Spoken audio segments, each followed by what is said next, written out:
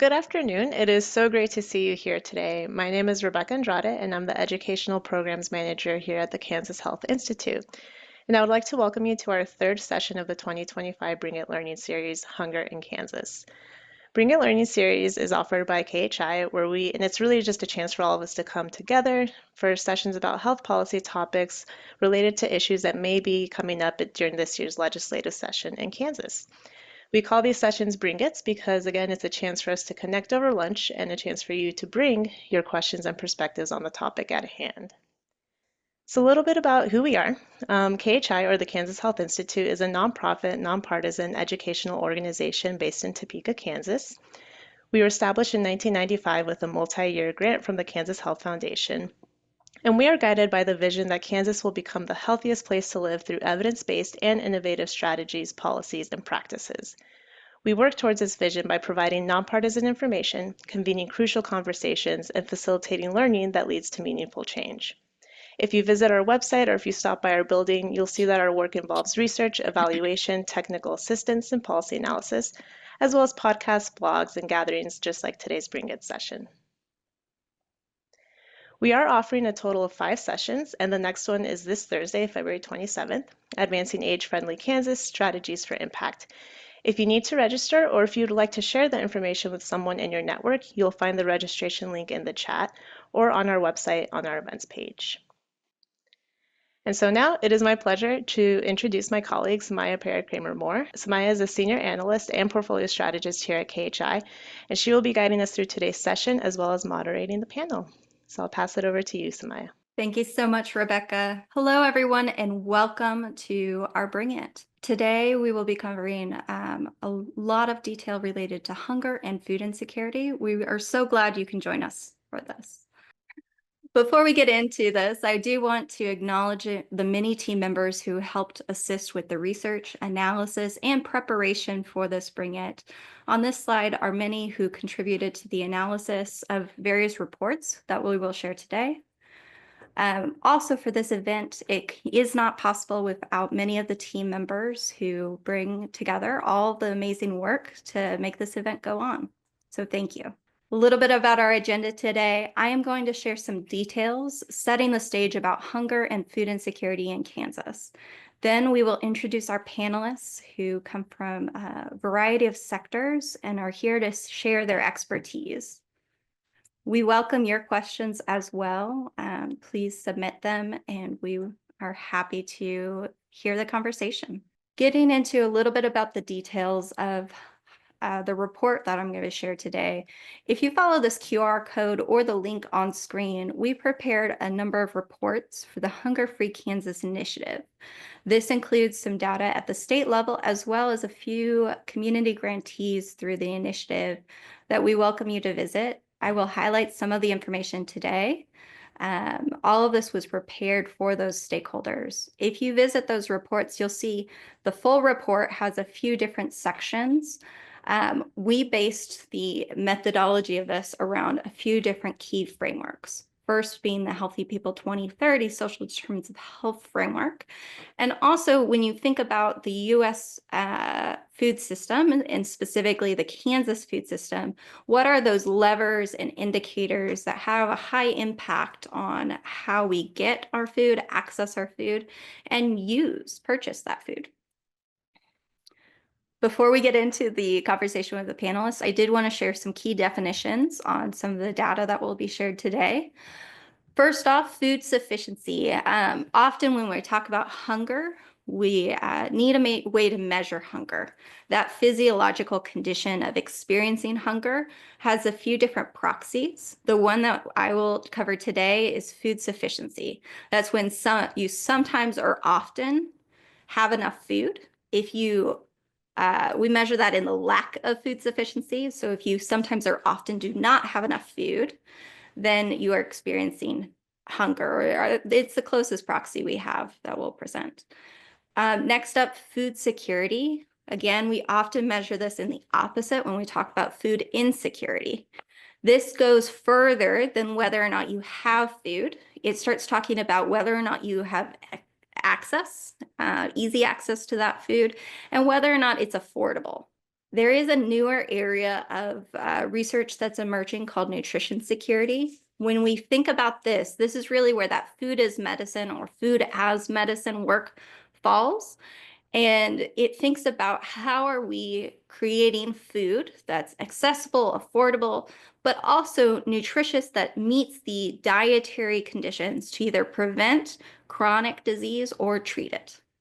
Thinking about that food insufficiency, sometimes or often not enough to eat. I want to highlight this. We know about 1 in 10 adults are food insufficient or experiencing food insufficiency. This number does change a little bit with the Pulse survey, but has remained fairly stable around 1 in 10. When you dive into different subgroups, we know that food sufficiency depends or varies based on the group that is it surveyed.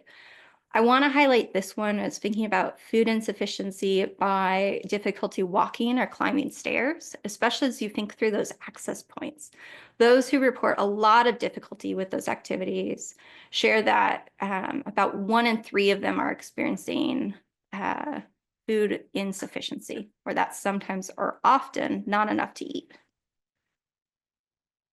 Now, if we dive deeper into that nutrition, that access and affordability of food, that's where we get to food insecurity. In 2021, 13.4% of children experienced food insecurity, and about 1 in 10 adults, or overall population, I mean. That data, since we've published the report, has been updated. So new data was released in 2022, and it's showing that about 1 in 5 children are experiencing food insecurity. I invite you, when we're on this map, to find your region, find your county, and notice that there is variation across counties that are experiencing food insecurity in Kansas. With that very brief overview of the data, and we invite you to dig in more at the link that Lindsay shared in the chat, we are going to introduce you to our panel. First off, we want to introduce you to our wonderful panelists. Thank you all so much for joining today. First on the left is Miss Donna Pearson McClish. She is founder and CEO of Common Ground Producers and Growers Incorporated. Donna Pearson McClish is the founder of these organizations. This innovative organization, the Common Ground Mobile Market and Mobile Food Hub, supplies fresh and locally grown produce to urban and rural families, focusing on senior populations. She collaborates with local state and national community partners as a multi-generation urban farmer. Donna serves as the chair of the Farmer Rancher SARE Grant Review Committee, Kansas Farmers Union Board member, National Farmers Union member, Sedgwick County Farm and Food Council, training consultant for BIPOC farmers, and Kansas State University Southeast Area Advisory Council member. In 2024, Donna was invited to the White House to serve on the Rural Communities Panel. The Common Ground Mobile Market and Mobile Food Hub served 33 locations across 10 cities and 4 counties in Kansas and is celebrating its 10th anniversary. Thank you so much for joining us, Ms. Donna. I also want to introduce Haley Kotler. Haley is a campaign director for Kansas Appleseed. She is a dedicated advocate for food justice and equitable access to nutrition, with years of experience driving impactful initiatives across Kansas. Haley has collaborated extensively with diverse communities, policymakers, and organizations to address food insecurity and promote systemic change. Haley has played a key role in advancing meaningful solutions to improve food access for underserved populations. Her passion for fostering community partnerships and her commitment to social equity continue to inspire and empower those around her. Thank you for participating today with us, Haley. I then want to introduce Ken Regier, who is the Director of Operations at the Kansas Food Bank in Wichita, Kansas. Ken joined the Food Bank in 2021, serving as the Special Projects Coordinator and working with agency relations. Ken's current role includes maintaining the fleet and facilities necessary for successful delivery of food across 71,000 square miles of Kansas. His background is in nonprofit human resources, collegiate student development, construction, and farming. These have all come together to equip him for his current role. His previous experience provides him a foundation for providing analysis and strategic planning for guiding the food bank towards its goal of helping Kansans be better off. Thank you so much for joining us today, Ken. And finally, I want to introduce Matt Burchett. Matt has a PhD and serves as Senior Vice President of Strategy and Social Impact at Thrive Restaurant Group. Thrive owns and operates 200 restaurants across 19 states. Matt guides the strategic vision for Thrive alongside the philanthropic, community engagement, and social impact initiatives to live out the core belief of the organization that everybody matters, wants to make a difference, and that the experience of work can enrich people and contribute to their flourishing in life. Matt previously served in higher education for the past 22 years, most recently as Assistant Dean of Philanthropic Engagement and Senior Director of Student Activities at Baylor. Matt serves on numerous boards in Texas and now in Kansas, including Baylor Collaborative on Hunger and Poverty, Lead Wichita, Music Theater Wichita, Empty Bowls, and the Center for School Leadership at Baylor University. Welcome and thank you. All right. I would love to get into our panel today. So I'm going to pass to each of the panelists to share some information. I want to start by asking, how do you describe your work and the role that you have to address hunger in Kansas? I might start with Miss Donna.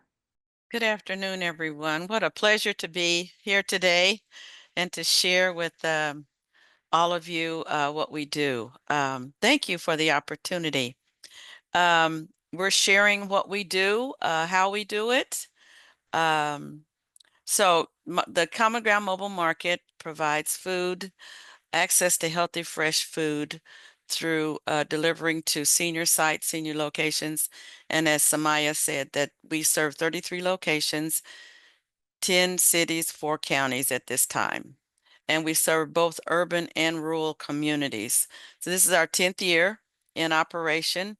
And the need is, I would think all of us would agree, is bet more now than ever before. We are different in that we are mobile and we take food to those people that don't have access to transportation or any other way to access it. Now, if you live somewhere and we need to bring it to you, we'll bring it to you. But and we're kind of all over the place. But the mobile market, the mobile food hub, also serves the I-35 corridor from Wichita to Salina. So that's kind of what we do. Thank you so much, Miss Donna. Haley, would you like to go next? Absolutely. Well, I just wanted to say first off, thank you to KHI for allowing me to be here today. I'm really excited, as always, to talk about how we can end hunger in Kansas. My name's Haley Kotler. I am a campaign director at Kansas Appleseed Center for Law and Justice. I oversee all of our policy advocacy on SNAP food assistance and child nutrition programs.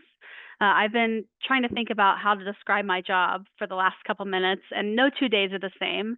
But a lot of my work is wrapped up in policy. So we are fighting for policy solutions that would get more Kansans fed. That's mostly in the state house, but also we do some federal advocacy as well. Thank you so much, Haley. Ken, would you like to go next? Sure. Ken Regier with the Kansas Food Bank. I've been the Director of Operations for just over a year now. I would describe the work that we do.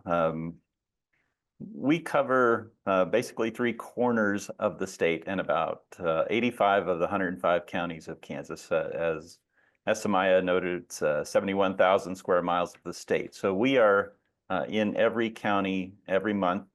We have 28 rural routes that we run across the state out of Wichita, and I'm very happy to say that we're also now running with a warehouse distribution center out of Garden City, Kansas, covering 31 counties in the westernmost part of the state. Our job is to provide food to food insecure Kansans, and we're able to leverage produce. We do a lot of distributions of produce that we purchase, but we do store rescue as well. We're in some ways, Donna, we do a lot of the same things, just different places and different ways. But excited to be here. Thank you, Kansas Health Institute, for asking to be part of this group. Excited to hear what everybody has to say today. Thank you so much, Ken. And Matt, would you like to round us out with describing your work and the role you have to address hunger in Kansas? Yeah, well, I do appreciate the opportunity to be here and always feel like I occupy a unique space in these conversations as a for-profit business in the private sector, talking about food insecurity. So I'll defer a lot to my very smart, very informed colleagues here around some of those specifics. But we found ourselves in a unique position where we were serving 25,000 guests a day in our restaurants and feeling a deep sense of discomfort and conviction around what we could do to help provide a table for those who don't have those same opportunities as our guests did dining with us. And so we began to find pathways in which we could invest, but also get involved. I think one of the things that we feel pretty strongly about is that we don't want to be a tourist in philanthropy. We believe that philanthropy done right is uncomfortable and comes with it a sense of urgency to work on the systems and processes that contribute to the vulnerable being vulnerable. And so we've been involved in this work for just under 3 years or so, and really in earnest for about the last 18 months. We really dove in. And so we're in the early stages of our engagement, but we have found it is both incredibly meaningful and impactful work that's happening all across the state, and we feel really privileged to be a part of it. And our hope is that we can bring what we do in the private sector to these partnerships and the hope that we can both amplify and elevate the work. Thank you so much. All four of you do incredible work and are key experts thinking about how can we address and kind of reduce hunger and food insecurity across the state.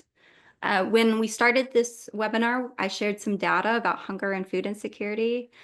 One of the things I try to stress is that the data, the secondary data we have, represents the experiences and stories of people across the state. I'm interested for the four of you, how do you see these experiences, this data reflected in the work that you do? What are you seeing on the ground? We talked about the 1 in 5 Kansas kids who are facing food insecurity. Kansas Appleseed does a lot of work with schools, and we're starting a new project where we're going to work very closely with schools to figure out better ways that we can feed more kids across the board. I just want to share a story from a couple years ago. I guess it was 2 or 3 years ago. I went to a summer food service program site. For those of you who aren't familiar with summer food service program, it is a program that feeds kids over the summer. So kids can come to a congregate meal site. In some areas in Kansas, they can just get the food and go on in our more rural areas. But for sake of this, I was in Wichita, so they had to come to a congregate feeding site to be served.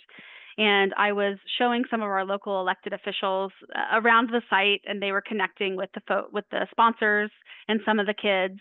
And there was a family of children who had come by themselves. I think it was maybe a 12 or 13-year-old and some of her younger siblings. And we got to talking to them, and they talked about how this was one of the best times of their day, right? Because they had that food, but they were also having an activity and working or talking to other children who came to that feeding site. I also found out that was one of the only meals that they had. That was the only meal that they had that day, and it was 1 p.m., right? And we're talking about a 12-year-old, maybe an 8-year-old, and a toddler, 2 or 3. And that was one of the first times in this work. It felt like a gut punch, but it showed me that food insecurity and child hunger exists in Kansas. It's not just showing the data. It's not just talking about it. It truly, truly exists. I have countless other stories. That one sticks with me the most because I saw these kids with their one meal that they had that day. There weren't any parents with them, and I'm not sure why, right? There's many reasons, but it really sticks with me on why I do this work and why we have so much longer to go on hunger, especially child hunger in Kansas. Yeah, I'll go next. I think of a lot of the individual stories, kind of like Haley's talking about, that you can do things on the large scale and you can think about things overall, but in the end, it impacts individuals. One of the things we get to do is produce rescue from stores in Wichita. So the Kansas Food Bank will pick up produce from all the different stores, large chains in Wichita, and then we do a produce distribution every Friday. Most of the time, this produce that we rescue will go to our local pantries. They'll be able to use it and distribute it. What we pick up on Fridays, there's not enough time for pantries to get it and distribute it before the weekend. And produce is a very time-sensitive kind of thing. So local church that runs one of our produce distributions on a Friday afternoon, I was helping out there. And we bring just whatever we get from the stores. And it's kind of an amazing thing. This congregation sorts food, gets it into different groups, your fruits and vegetables, your root items, and all those different things. And we end up having a fairly large box. So I was helping a young lady with the box and carrying it through the line for her. And it was just really great to see, because as she was going through each item, she's like, oh, I'm going to make this tonight. Oh, wait a minute, I've got this. Oh, I can make this recipe. Number one, I was getting hungry. But number two, it was just so much fun. And just to see that enthusiasm, to realize too, so many people don't have access to fresh fruits and vegetables. That's one of the things that, it's not something that I think about as a luxury, but it was clear in that moment that this was something that was a luxury item for someone. And the people around them were kind of getting into that spirit, and they were talking about the different things they could do. And it was just really, one, gratifying to be able to be part of that, and a little bit humbling too, to go, okay, I take this for granted. That was awesome, Ken. Um, I was looking at the data this morning and thinking about the number of families we serve and the number of locations. And one of the first thoughts was the two-parent working family that is now struggling to stay either slightly above the poverty index, or just kind of plunged into it. And those that are already below the poverty line, how they're struggling. And then, because we serve a very large population of seniors, so many of our seniors are falling through the cracks because they make $1 or $2 over the SNAP benefit requirement. So as I look at the political climate, and looking at the farm bill needs to be reallocated, and all of these issues, I'm kind of thinking, like, how do we help to bridge the gap with our fragile food system so families can have food? And like Haley said, you see some of the children and families have one meal a day. We have some people that walk up to the mobile market that don't have any money. And we just kind of, glad you're the first time visitor, make you a bag. So we're seeing all of this kind of culminate into this critical time. And so we have to look at it as collectively how we can pull it together and feed our farms and our farmers and families. Our farmers feed our families in Kansas and across the nation. Yeah, not working directly in the hunger space as a specific part of our day-to-day lives. I think where it becomes really conscious for us is the 1,600 individuals that we employ in the state of Kansas. The restaurant business is oftentimes a place of second, third, and fourth chances. And so we are consistently exposed to people's lives who have been handed a deck of cards that may not be the most ideal set of circumstances. And so, as a company, I think we had done fairly noble work around providing a good boss with a good job, with good benefits and good pay. I think we just all recognized that that probably wasn't enough. And one of the reasons that we have been engaged in some of the system work is because we want to improve the conditions of life for those who both work for us and the communities they're a part of. And so, as we hear stories day in and day out, I mean, we're doing the small things here and there to make sure we're addressing some of the more individual circumstances. But I think our deep conviction comes from that we really want to improve the lives of all Kansans. And we recognize that our people and the communities and the families that all are impacted by those who work with us, for us, around us, or guests at our restaurants, whatever that may be, will be positively impacted by some of the work that we're trying to conduct here as a group. Thank you, Matt. And one of the things that I'm reflecting on across all of your responses is how all of you come from very different sectors, but you're working towards the same goal of reducing food insecurity, reducing hunger. As you're thinking about that, I think one of the key things is building trust across sectors and knowing that we all don't know what the everyday looks like for each of you. What would you say is something that's most misunderstood about the type of work that you do? I think one of the most misunderstood perceptions of the mobile market is that we're trying to take the place of food banks and local farmers markets. What we'd like for people to know is that we serve a different clientele than both of those entities. Farmers markets serve people that can drive, go to a farmer's market, pay those costs. Food banks go to the community, people drive up or walk up and get their food.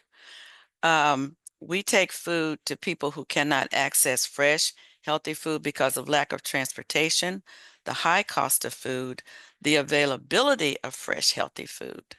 So when we're out in the community, we're kind of a gauge for what's going on with food in the community, but we're also a resource for those people. Have you tried this? Do you know the food bank goes over here today? Do you know that this church has a pantry? Do you know? So we're kind of that bridge for the resources between the community and the farmers and everybody that's serving. So we just need to understand that.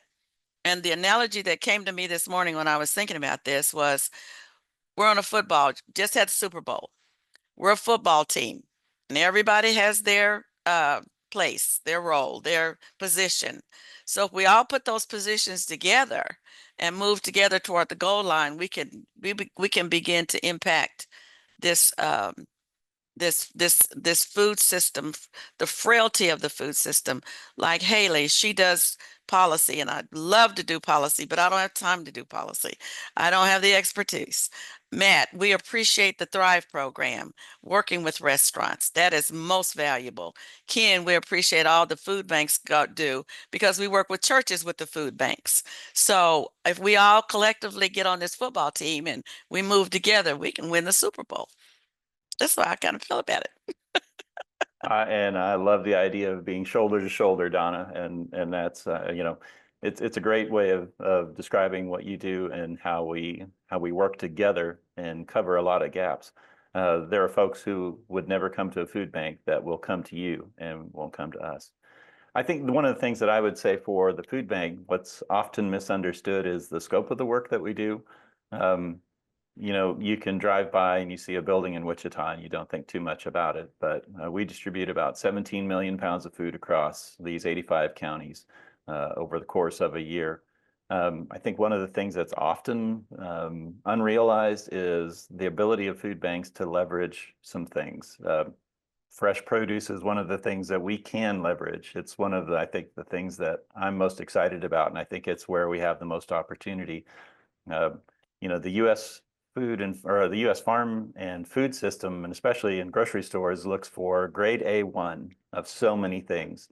And I've talked about this with other folks, so forgive me if I'm repetitious, but the really large apple and the really small apple can be purchased at a reduced price, and we can leverage that. We buy by the entire semi-load, and we're able to distribute that. But we can't do it without all of those little churches and pantries across the entire state. So I think that's one of the things I would say for us is misunderstood.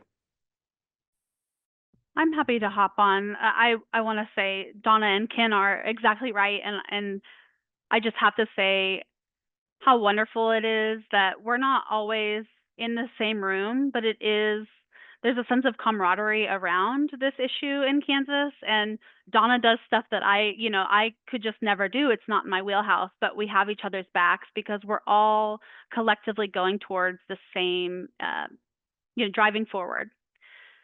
A common misconception that I often see is that ending hunger could potentially be a partisan issue. I do not see it that way. I think it's a nonpartisan issue. And I just want to touch on the federal farm bill, which we are TikTok. Donna, I think we're waiting and we need it soon. But the federal farm bill, for those who don't know, does not just touch farms or agriculture. Actually, 3/4 of the farm bill touches SNAP, the Supplemental Nutrition Assistance Program, formerly known as food stamps, which is something that I work a lot on. So with the farm bill, we're kind of still waiting to see where it goes. But even though we have a Republican executive branch federally and also Congress is fully Republican, that farm bill is still going to have to be a bipartisan effort because you cannot do anything. I think you need three-fourths of Congress to enact it, one, but two, both interests are very similar and they go together. So I would just say that I see a lot on both in the state house and in some of our federal work that, oh, it's a partisan issue that you've got to fight tooth and nail, which we do fight tooth and nail, but there is so much more common ground than I think anyone recognizes. When I'm in the state house, I'm meeting with folks from all different walks of life across the state. And I've never gone into a meeting where a legislator said that they didn't think that hunger existed in Kansas and that they didn't want to do something about that. That's never been an experience I've had. So I just say I love that we all work together. And I think it's just a nonpartisan issue that we have to continue to drive home. Honestly, my first thought was to ask Haley how her and I worked some of this stuff out, because I think we had some unique conversations over the last 14 months or so together. So feel free to unmute and chime in on this. But I would venture to say I think the private sector and particularly large corporations have a well-earned reputation for maybe not being as engaged or curious about the work, and simply being a entity that gives out resources, cash or what have you, to fund the work, fund the people who are actually doing the work. And I think one of the things that we were kind of pushing up against was that, at least in our organization, we have an authentic curiosity to understand. And there's probably a fairly significant gap of knowledge because we're not in the trenches doing the work every single day, but we're not disengaged. And we may have a different perspective from our point of view or from our kind of position in the state and what we do. But we're incredibly curious about this. And I think at times to be viewed as someone who just has abundant resources to be asked for money and not to be asked for expertise or not to be asked to be involved or sit on a board or to contribute to a conversation, I think there's a really missed opportunity. I think the private sector has a lot to offer and really great people who really care about the work and have a desire to learn, understand, and then use both the skill sets and connections and potentially resources they have to help move the work in a way that could be meaningful for all of our nonprofit and government partners. And so I think one of the misconceptions is to view us as particularly like these big, immovable entities that simply want to distribute resources, and maybe consider that they're either the organization itself or people within the organization have a really authentic curiosity to learn, understand, and contribute. So Maya, could I just add to what? Okay, wonderful. Like Matt said, we've had some really wonderful conversations over the past 18 months, but I do want to just share one that really got me thinking. We had Kansas Appleseed is doing a lot in the State House this year on school meals, and we were kind of reaching out to all different sectors, but finally I reached out to Matt, and it was so interesting because previously, before I met Matt and worked more with Thrive, I would not have thought to reach out to the private sector on some policy questions or considerations that I had had. And I go back to that meeting, Matt, because you all got me thinking different questions than I had even been on my radar. And those questions, once I began thinking about them, they actually informed and helped in a lot of tough conversations that I had in the coming weeks and even now still with legislators. So I think the only thing I would add is that um, there are unique opportunities to work together out there. And as advocates and folks who care about ending hunger in Kansas, it's up to us to just ask and have those conversations. Thank you so much, everyone. We've gotten a few questions in the chat, and I do want to pause as we think through this next piece. As you're thinking about the work you do and how you share about that work in the community, what is most excites you about the work you're doing and that you will do? And how can community members learn about what's happening, where to find information about how to attend the market or visit the food bank or get involved? I might start with Miss Donna. Well, kind of what excites us is when we first started the mobile market 10 years ago, we had 7 sites, and we served seniors with senior market vouchers. And so USDA decreased the amount of market vouchers. For those of you that are not familiar with them, the senior market voucher has to be used at a farmer's market. And in the areas we serve, there are no farmers markets. So it's kind of a catch-22. So we started serving the seniors and they were $35 and then USDA reduced them to $30. In 2018, 2019, CP AAA and Common Ground received an award because we had increased the use of the farmers market vouchers 218%. So we went from 35 a couple of years ago, and now they're 50. So each senior gets a booklet of $50 to spend at a farmer's market. And normally it's the mobile market because we go to their facilities and they can shop. I'd like to put a plug, Haley, just if USDA and the Congress wants to increase those, we'll take it because it's really helpful to the seniors. They really enjoy spending those vouchers with the market. But and another thing that excites me is we're seeing an increase in small scale farmers and growers in community gardens, families wanting to grow for their gardens. Families want to come out to our farm. We have a 40-acre farm in Wichita, family-owned farm. They want to come out to the farm. I'm meeting with the lady that wants a half acre to do our community garden spot. And it's increasing our ability to not only give them a fish, but teach them how to fish. And that's going to be important during these times. The other thing is we pay our farmers an equitable wage, and we're seeing them want to increase their produce and their productivity to provide healthy food for their communities. So I just kind of stay excited. It's a lot of work, but we have to stay excited about what we do. Well, I'm about to say, I think you're going to have more substantive things to share here. I think I very much see our role as being behind the curtain. I think we're looking for the helpers and figuring out ways that we can uh, commit and be excited about the work they're doing. And so I don't know if we're doing anything independent as much as working towards kind of stacking hands and caring about the people who are caring about the people. And so that's our primary role. So nothing to look for or thrive, but certainly here to help if you have an opportunity for us. Well, there's other things going on at Thrive, but I know you're not talking about, Matt, which are pretty exciting too, but it's a cool place to be.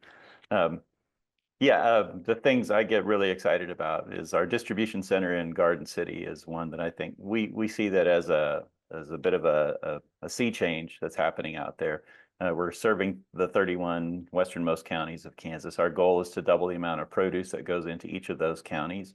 We're excited with the staff that we're getting out there, with the connections that we're making out there.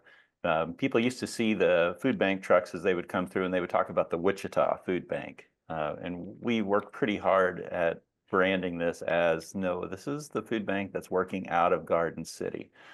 And so there's just a lot of opportunities out there. And working with increasing our resourcing for local pantries and what's happening in those communities. It's that groundswell of what's happening with the folks who are living in those places and doing the serving and putting food directly into the hands of those who need it. That's really where we want to see some strengthening. We have a capital campaign going on out there, and it's a $10 million campaign. Half of that money is dedicated to increasing the ways that pantries can access food, can distribute food, anything that they can do to help just increase the amount of fresh, healthy food coming into their community. I saw that there were some questions about Bob Boxes. Bob Boxes is one of the many programs that we're a part of. It was actually started, an idea came to our CEO, Brian Walker, and he got in touch with Senator Bob Dole and asked about some funding for seniors in Western Kansas in particular. And so it's a privately funded opportunity especially designed for those who are too proud to ask for a handout. It's something that health departments, if they're part of our program, can offer, especially to their clients, that they say, hey, this person is probably in need of food, but is probably unwilling to ask. So I would say, we don't do a lot of advertising of that because we want it to be a resource that's available. It is privately funded. But if you have any questions, please get in touch with me and I'll direct you to the right person at the food bank to talk about that. Hopefully that's a good enough answer in this short period of time. I don't want to take too much time on a panel discussion. I think the thing that I'm most optimistic or excited about is Kansas Appleseed has done extensive work on child nutrition programs. So I mentioned the summer food service program. We're also working on innovative breakfast models and additionally some federal programs that allow some high poverty schools to provide universal free meals for that school or that school district. We've been working on that for some time. Of course, during COVID-19 pandemic, all schools were providing universal free meals. And then in 2022, that ended, and we heard from, I can't even tell you how many families on how hard that was for them because, it was opening up so much in their budget, right? They didn't have to pay for those school meals, and then they were able to pay their mortgage, their rent, their car bill, whatever that might be. So we took some lessons from what the COVID-19 flexibilities. We also took a lot of lessons talking with school districts across the state. And over the last year, we have decided that we really want to lean into working alongside schools rather than telling them the options and just leaving it at that. We really want to see what innovative solutions we can come up with alongside schools. So we just hired a wonderful colleague who's going to be leading that work. But I'm very excited to really get into community, get in with schools and community leaders and see what are some solutions that we can come up with. They might not be that universal free meals, right, in that district, but there are other smaller solutions that we can work on together to ensure that more kids have food at school. So I think that's what I'm most excited about in the coming months and the coming year. Thank you so much, Haley. So I know we have a couple minutes left to wrap us up. I do want to pause for one more question. As we're thinking about the amazing work all four of you do, I'm struck by the idea that there's opportunities for others in your sectors to exercise leadership and take action, be involved. What are pieces of advice that all of you have? What are opportunities for others in your sector to show leadership in this space? And I'll ask that it's concise if possible. I'll be very concise. At my sector, we're already involved, but Kansas Appleseed has a hunger action team, which you can go and find on our website. And that's a group of about 3,000 people across the state who have signed on and said that they want to take action on fighting hunger in Kansas. We provide regular updates. We'll do webinars and Zooms often. And we try and have something for everyone. So we're not just begging people to go testify in front of the legislature, right? That's not the only thing that we have folks do. So I'd really encourage folks to check out our website and get involved. We also have some very exciting opportunities around child nutrition across the state that I can't talk about yet, but will be coming soon. So I guess I'd just say go check out Appleseed's website. I would say if anyone's interested, grow a garden and share your produce. Contact the mobile market if you're growing produce. We're always looking for farmers to partner with us. We welcome volunteers to help at the farm. We're close. We're 2 miles north of Wichita State University, so we're just right in the city area. Support your local farmer, because one of the goals for Common Ground is to have farmers in each of our communities growing produce. So at least families will have some fresh produce to eat in case we have another supply chain interruption or something that happens and that we're looking at probably daily. If you have young people that would like to work on the farm, we work with the City of Wichita Way to Work program, and they hire young people. The city pays them, and we put them to work at the farm. So you'd be surprised at how many children don't know where their food comes from and how much they enjoy the farm during the summer. So if you have any youth that are interested in there, you can apply, I think, starting next month with the City of Wichita.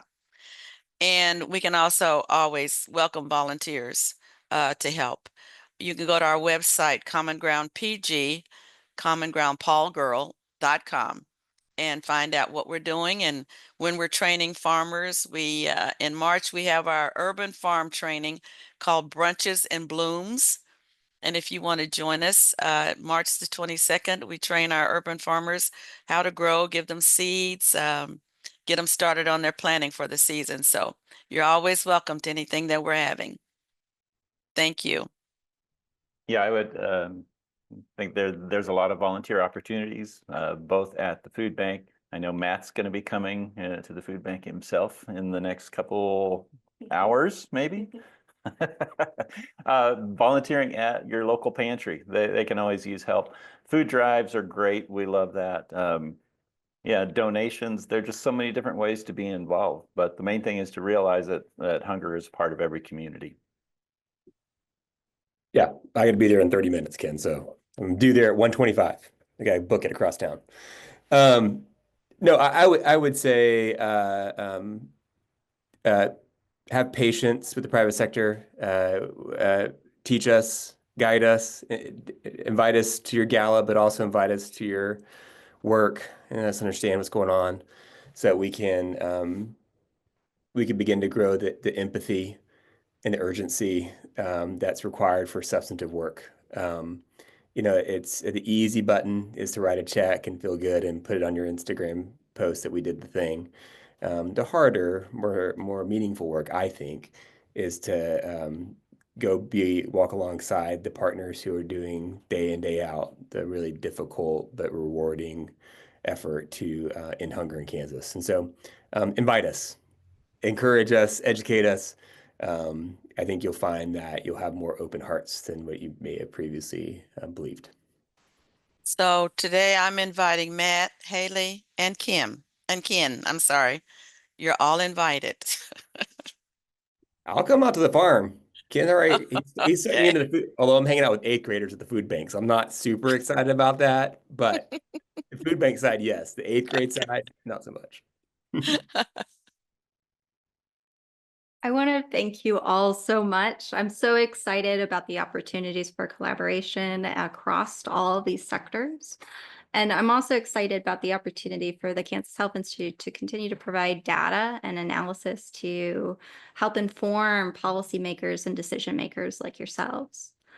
Thank you all so much for coming today. I do want to share a resource guide that our team has developed. It also includes links to all 4 of the panelists' web pages, so you can learn more about the work that they are all doing. And I want to highlight 2 reports that are linked here. The first one being that Hunger Free Kansas environmental scan, and then the second one being a recent issue brief on the food sales tax that we published. We really look forward to continuing to inform the work and are so excited our panelists were able to join us today and share some of the nuance around their roles and work that is happening across the state. I will pass back to Rebecca. Wonderful. Thank you so much, Samaya, and thank you so much, panel. That was a really insightful and extremely valuable conversation to be a part of. And thank you to you, our audience, who is so engaged, sending in questions and comments. And so, yes, please make sure to jump in the chat and grab that resource guide. Again, we'll continue the learning and continue providing you with the insights you need to do the work in your community. And then also in the chat, you will find the link for a feedback survey. It's real short, or you can scan the QR code on the slide. Your thoughts, your feedback are extremely important to us as we continue to design events just like today's, to provide meaningful information that's relevant to your community, to your context and role. So give everyone a moment to either scan the QR code or grab that link that's in chat. And with that, we want to say thank you again to all of you who joined us today. Thank you, Samaya, for leading us through a great conversation, and panelists for sharing your insights and perspectives with us. And thank you, everyone who joined us. It was a joy to spend the lunch hour with you, and we look forward to seeing you again on Thursday for our next session on age-friendly Kansas. Thank you, everybody. Have a wonderful day.